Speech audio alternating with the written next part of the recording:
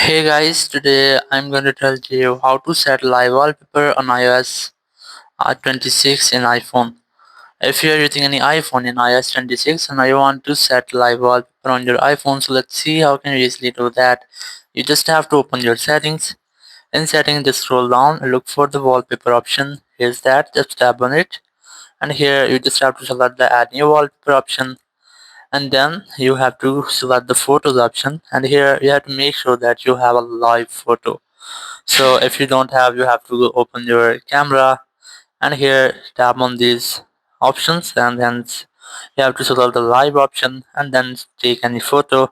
Once you have captured a live photo, you have to select that, and here you have to enable this live option.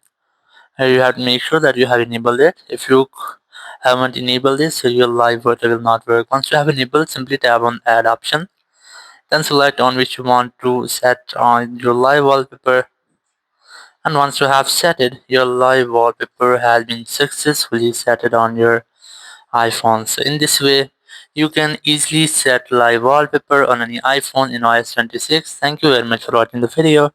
Until next video, bye bye.